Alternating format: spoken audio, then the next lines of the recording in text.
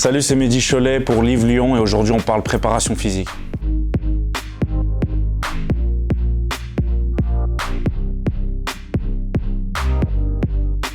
Je m'appelle Mehdi, j'ai 26 ans, je vis à Lyon depuis quelques années, j'ai terminé mes études de master et je me suis lancé dans le coaching via mon père puisque j'ai grandi dans la salle de sport familiale, salle old school, bodybuilding, fitness des années 80, donc toujours immergé aux côtés de mon paternel et puis de la clientèle et très vite c'est devenu une passion.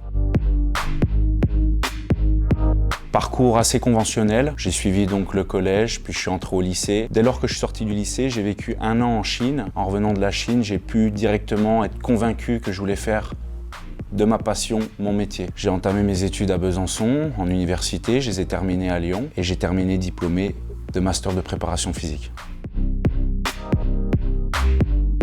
La Chine, c'était assez particulier. J'ai toujours été passionné des arts martiaux, étant pratiquant de judo en compétition puis de boxe. J'ai pu m'immerger directement dans un temple, un aspect très philosophique de la vie et très simple. Et c'est une fois revenu en France que j'ai vraiment eu ce déclic pour me dire que l'Asie était une grosse ouverture pour moi.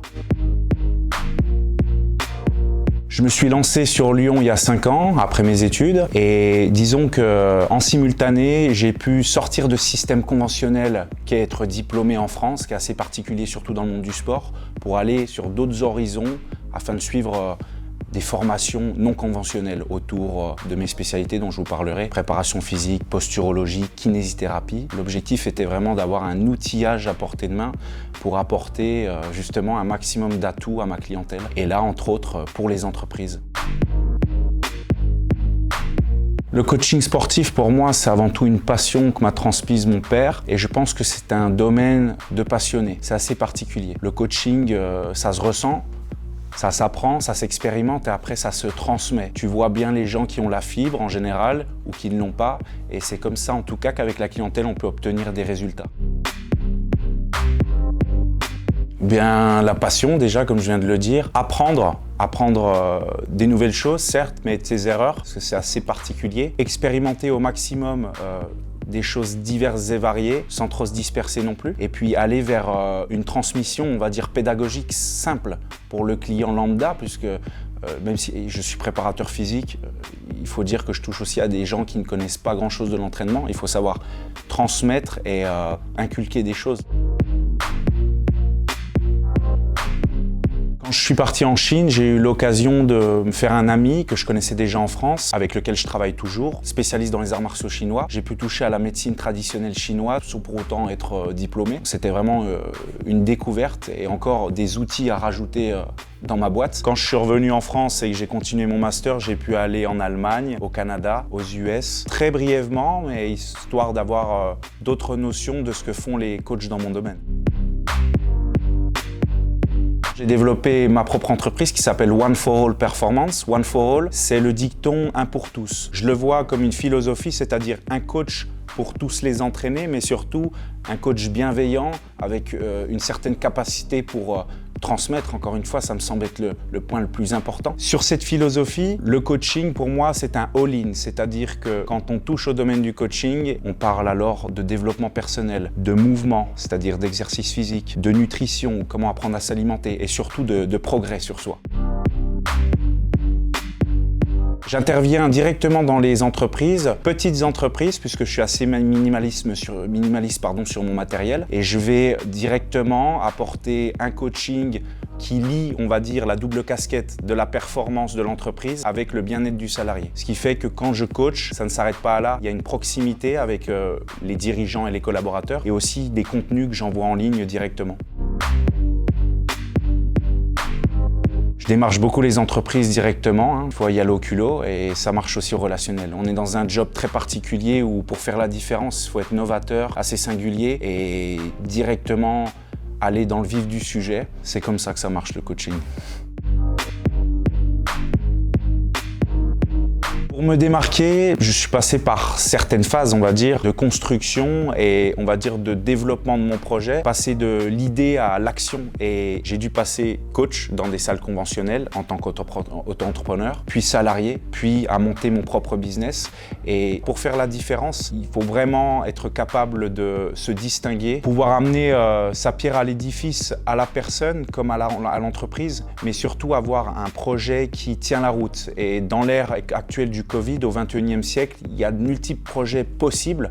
Pourtant, j'en vois un peu les couleurs, mais les gens n'ont pas encore niché, on va dire. Je pense que le coaching, notamment en entreprise, quelque chose qui se développe là depuis quelques années, on entend peu parler parce qu'il y a une grosse diversification des coachs. J'entre dans des détails, mais le coaching, on appelle un coach sportif, et quand on voit les coachs dans les salles, sur les réseaux, ils sont assujettis, on va dire, à être un peu identiques. Or, entraîneur, préparateur physique, coach de vie, on a tous bien une qualification différente. Et par exemple, les meilleurs coachs que je connaisse ne sont pas présents sur les réseaux.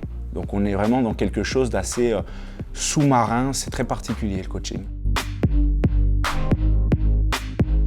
Quand je suis passé par le Covid, il y a 1 an et demi, ça a été assez particulier parce que j'ai perdu une partie de ma clientèle, donc j'étais entrepreneur. Et là, je me suis dit, Mehdi, c'est grave ce qui se passe, il va falloir rebondir. On s'est lancé avec mon collaborateur chinois dont je vous parlais, enfin français mais qui vit en Chine, sur 2 projets en annexe du mien, puisque One for All, c'est un projet concret en présentiel. Ces 2 projets touchent au en ligne. J'ai créé des formations et des e-books accessible directement en ligne sous une boîte qui s'appelle la Start University. Et notre deuxième projet que j'ai créé pour, on va dire, soutenir ces 2-là s'appelle Start WeCommerce. Nous avons développé des plateformes de formation gratuites autour des investissements sur le net. Donc on a essayé de se diversifier pour combler, pour pallier à cette perte de revenus. C'était assez particulier et c'est ce qu'on continue de faire.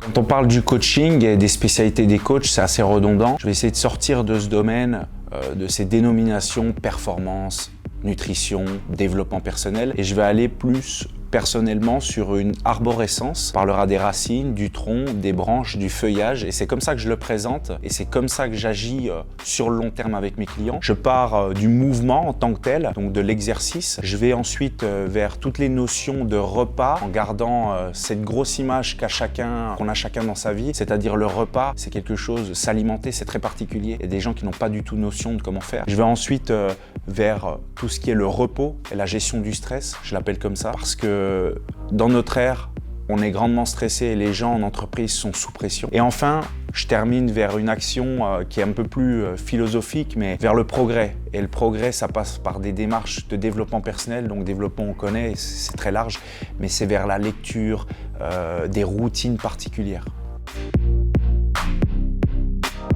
Tu vois, moi je suis un peu un caméléon, c'est-à-dire que comme j'ai touché à plein de domaines, je pratique aussi différentes choses, donc mon sac c'est un peu mon atout, je le transporte toujours avec moi comme si j'allais dans les bois, je suis un homme des bois un peu. Donc tu vois, j'ai des mousquetons quand je fais un peu de grimpe, ici il y a ma magnésie quand je fais du bloc ou quand je soulève de la charge.